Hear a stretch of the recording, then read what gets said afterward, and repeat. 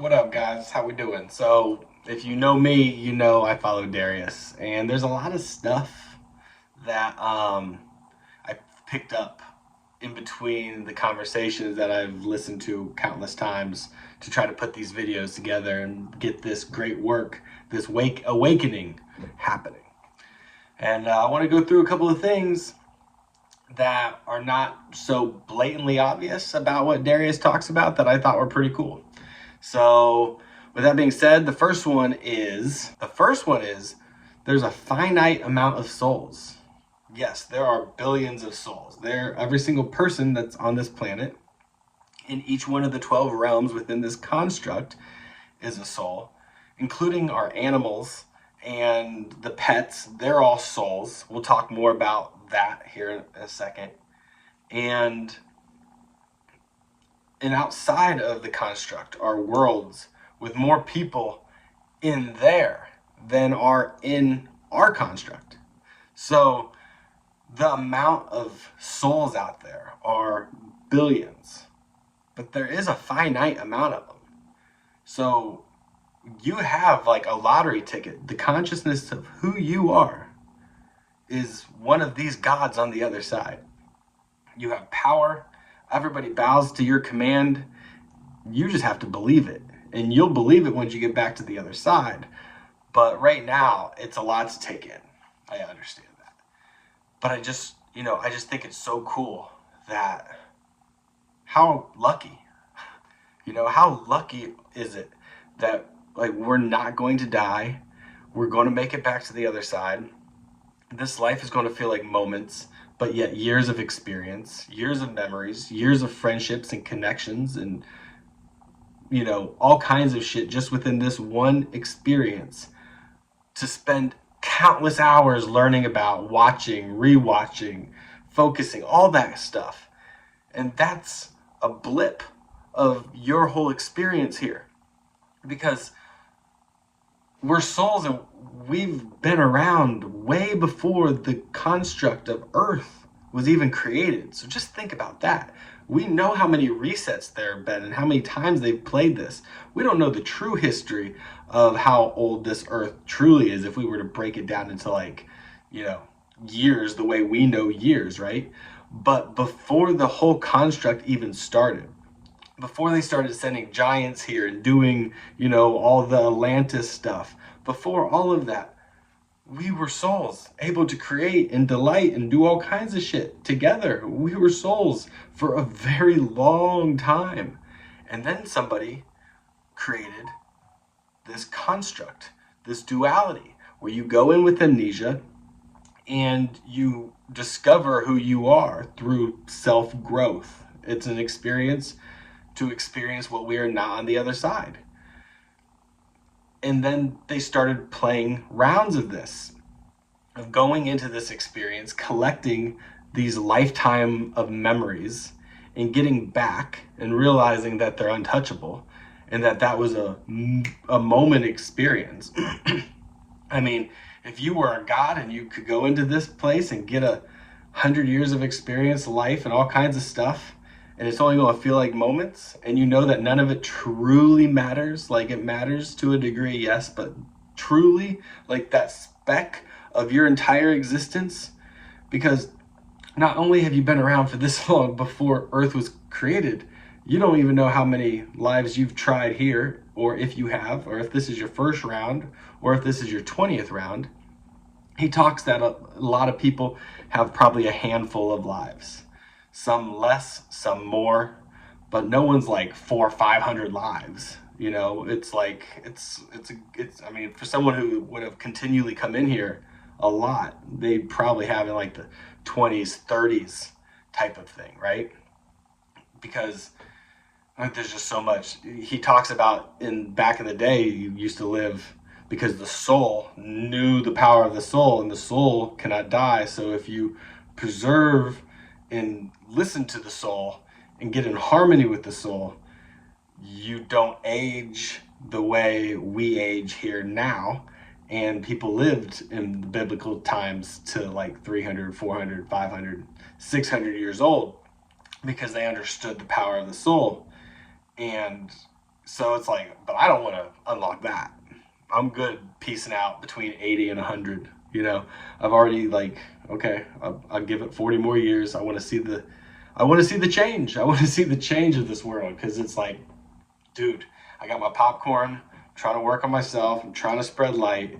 I got a daughter who's down there in a vegetative state. I got kids that are coming up into this world that are trying to figure it out. It's like there's just so much that I'm like, all right, I'm just going to keep eating my popcorn and see where I can maybe at some point try to help. But it's a shit show.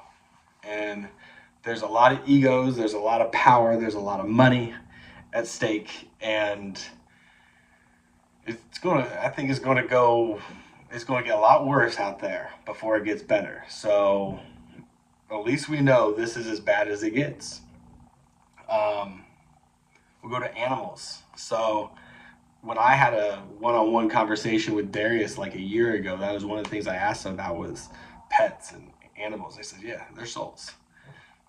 And that means, like, so everybody gets back to the all, right? So that means our pets that we love have come in here for that type of experience. So their limited capacity of mind, because their brains are smaller, whether we're talking a cat or a dog or a horse or whatever, they get back to full and they realize, oh, I came in here to have this experience because I wanted to have this experience, right?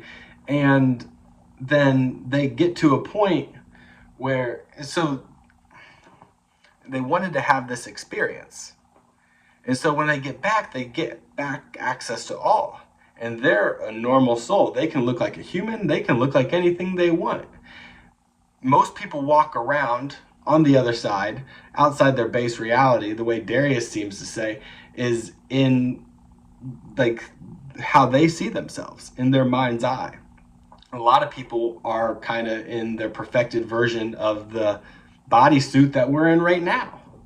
But some people are having an experience in a bodysuit that is not technically how they look on the other side. That's why they might not feel comfortable in their own skin, but they wanted the experience of what it felt like to be that. Some people are in the way they kind of naturally feel like they look. So it's kind of, it's hard to say where you're at in it, but it's kind of cool to know. Because on the other side, when you get back, if you want to be with your dog or your cat that passed away, like, you can create that world and that countryside house with, your pets and right next to you, the way you remember your pet. At the same time, you can have a cup of coffee with your pet in human form. And you can talk about the memories of, what were you thinking then? What were you doing? What was going through your mind there? How much did you salivate every time I made food? How annoying was it when I left? Did you really forget? Just like, you could have a conversation. So that's why when you see all animals, all beings, they're souls. They're trapped in this vehicle. Some of them want to be in this exact vehicle. Some don't know that they wanted to. And that's why be nice. That's why be loving. That's why we don't want to hurt. We don't want to ruin somebody else's experience. We understand now that every soul is here experiencing this game simultaneously, collectively, together. And it's magical. It's a magical experience. So once you understand that they're just having their experience, yeah, they get back to the other side. But at the same time, it's just as short for them too. So it's like, well, maybe they wanted to live a little bit longer. Someone told a joke or explained a joke. They said, why did the chicken cross the road? I said, well, to get to the other side. And everybody thinks to the other side of the road, but maybe it was to get to the other side. Be like, fuck, I'm done being a chicken. I heard that. I thought of that. I thought that was pretty funny.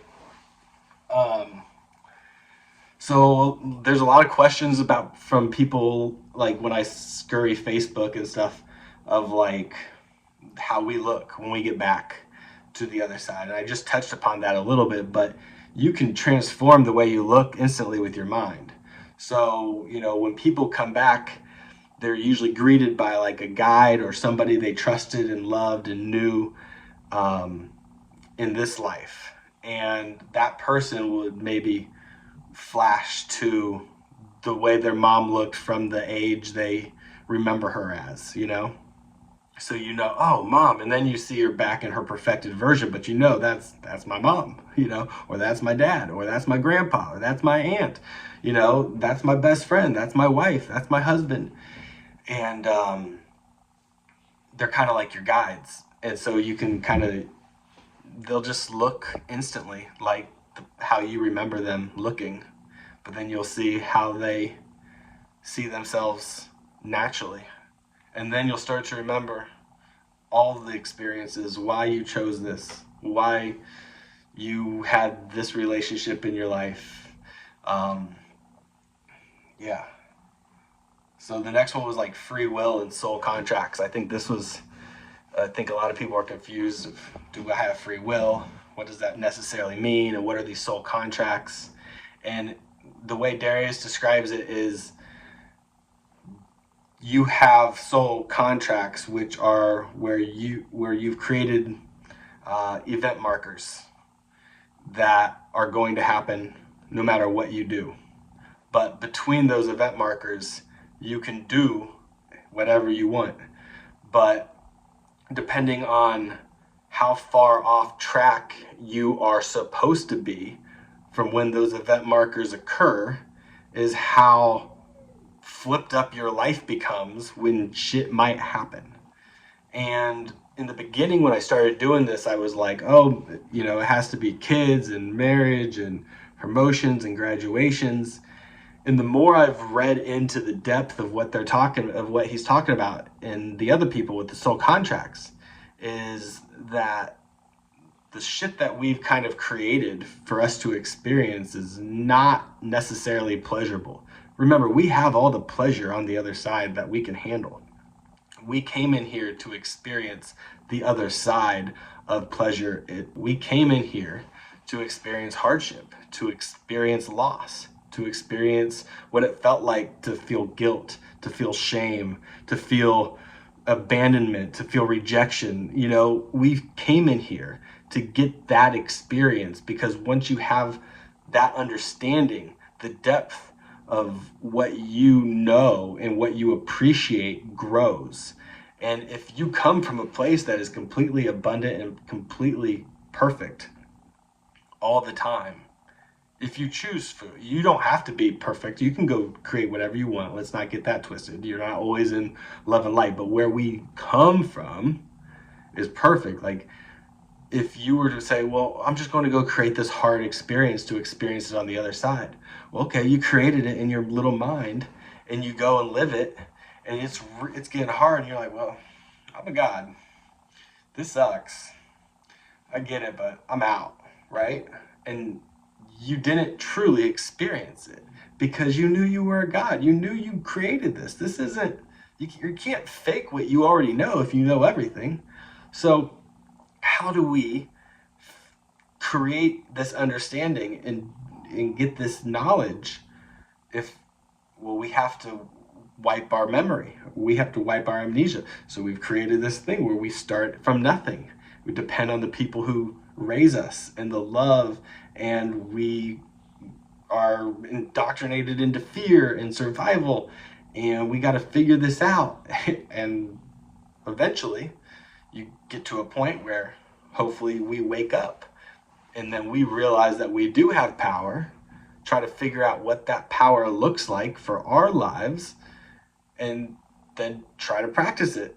And if you fail along the way, you're fine. You get back to the other side. It's no big deal. You're totally good.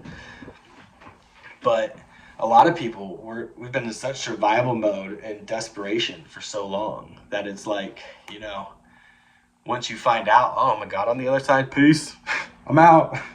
I'll talk to you guys later.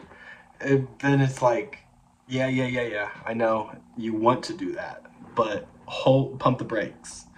Pump the brakes, because you're not going to be happy with yourself when you get back. And because there's more. There's a lot more that you need to know. about your perspective, about how you think about it, why you wanted to come in, you also realize that everything's good on the other side. When you get back, it's going to be just as great as if you get back after 40 years, because it's going to feel like moments. So you realize that you're a very unselfish person. You're a very loving person. And so sometimes being here in this world, sacrificing and being here, and with all this pain and all of this stuff, you're actually a light for somebody that you don't even know you're a light for. And you knew you would be here to help be that light for that person. And that's one of the reasons why your soul still wants to be here. There's people who have these NDEs and they have these near-death experiences, and they are at this place of love and warmth, and they say, no, I want to stay. And they're like, it's not your time. And then you're like, well, if I'm a God, I can choose. Why wouldn't I stay? It's like, well, you're not in full knowing of everything yet. But if you were to leave now and you were able to see the pain and the heartache and the problems that it caused, you would decide, okay, well, since I know I get back to fullness completely, I guess I can endure for a little longer. But you don't understand the pain you're going to cause when you leave. You're just going to see your struggles stop and you're going to feel good about it. But you care so much more deeply about the experiences other people are having in this world than you do about your experience, though you do love your experience. So these soul contracts are tough times. If you've had these tough times, embrace them. They have defined you and you have made it through and you have pushed through them. But these are the moments that you hate so much and you're so mad about these moments. But these are the moments you're going to cherish when you get back to the other side. And not all of them, some, and they weren't necessarily planned, not all of them.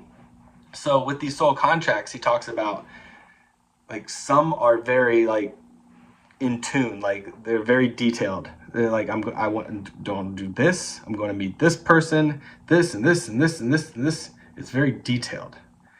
Everything's planned. There's also the other extreme where some people are like, I just want an experience. I don't care. I will bring light to whoever I'm in. I don't really care. Flip a coin. And so you come into a random family, a random situation, and you will make the connections as you go. You know the inevitable event marker at the end is death. But in between that, free reign, nothing.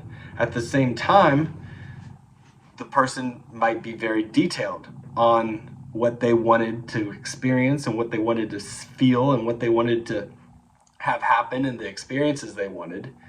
And at the same time, once you kind of understand that you have the power, like, you can change it. You know, you can start to command, this is kind of a higher level, but that you can start to command your, like, event markers, but you'll have to get into alignment, and you really will have to understand, but you gain an appreciation for all the bullshit that you've been through and everything that you've suffered and you've endured up until now. And though you don't want to stay in an unsatisfactory situation, at the same time, the unsatisfactory situation that you've been in the past, they were there to teach you something. And so instead of being so mad and victimized of this world, realize you came into this experience to have an experience of what we are not on the other side, which is going to be more hardship. So remember that. I've talked about the past lives, about a handful of them. That's going to be cool though, right? When we get back and you get your memories of any of the past lives you've had, the connections with those people. Were you married? Did you have kids? Have you gone into an experience? Maybe I was a dog one time. Maybe I was a cat. Who knows?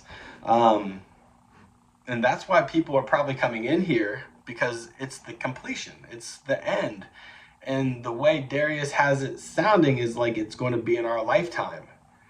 And so that means, I think, in the next 30 to 50 years, this is going, and it might be a lot faster than that. It might be 5 to 10 years out. I don't know. But it seems to be heading that way. And the more people are waking up, it's like a pendulum of consciousness. And the more people that are getting on this pendulum of consciousness, the harder it swings. And it's a sequence of events. It's not like in 2050, blah, blah, blah.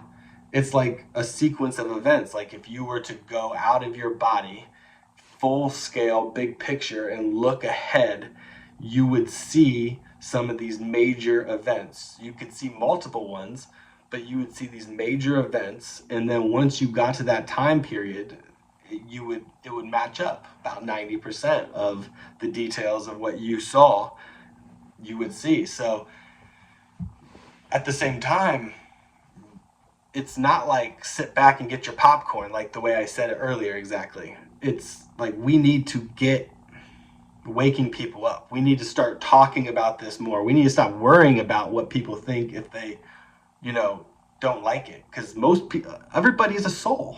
Everybody has a soul and is having this experience is from the other side. Everybody's the exact same. Everybody's a god. We are immortals, but we are the same. We are completely equal. You want to get to the other side and do a band solo, a guitar solo? I can do it just as good as anybody who's ever done it. And so could you. It doesn't matter. So we have access to everything. But right here, right now, we need to start living. We need to break the fear off. We need to stop. First off, we got to stop giving a shit what anybody thinks. Everybody's cool with you. Everybody is cool with you. On the other side, they're cool with you, no matter what you're doing.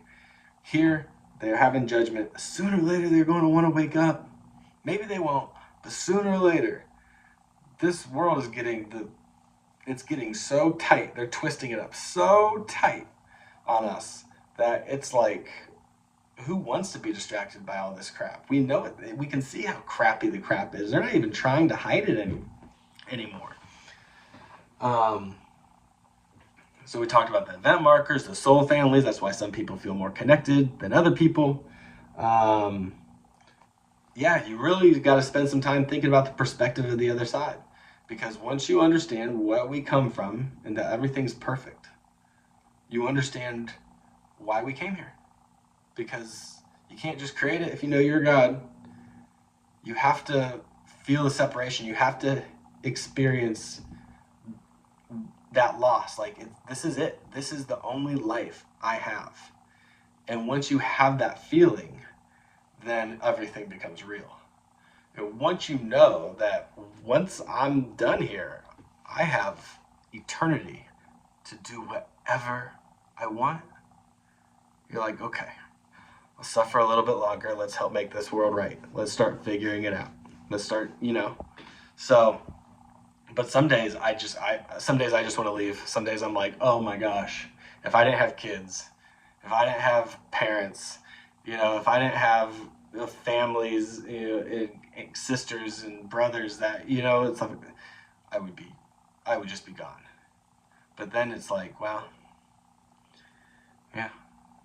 Then you get back and you're like, you might not have had any kids or parents or anybody you thought to live for, but there were people that depended on you, that counted on you, that you made connections with, that you didn't even know. And you can see how sad they are, how much pain you've caused. And look, you missed this season of your life, this season of your life, this experience, and this. Now that's 40 years of just countless hours of recreating to have experiences in, just years of things, of nostalgia, to go back and look at it from the perspective of, oh, everything is okay. And you're like, damn, I missed that. I wish I would have stayed for that. Especially once you get there, it's like, being homesick and you get home and you walk in and like everything's like the exact same and you miss it, but you're like, all right, well, everybody's good, I'm out. It's like I was homesick until I got home and then I was like, I made a big mistake, right? So that's what it's going to be like. And then it's like, oh, let me get back. Like, you got to start completely over on this timeline, and you're not going to have, it's going to be a completely different world by the time you get to the age. You know what I mean? It's like, well, shit, I shouldn't have left. No, don't leave this timeline. Let it naturally fade out, because you're going to have decades upon decades of ways to have pleasures and worlds and memories and connections that you're going to want. So stay. I know it sucks. Stay. If you're having a bad day, just go to bed. Finish it. Be shitty for the rest of the day. Totally fine. The sun comes up tomorrow. So keep it moving.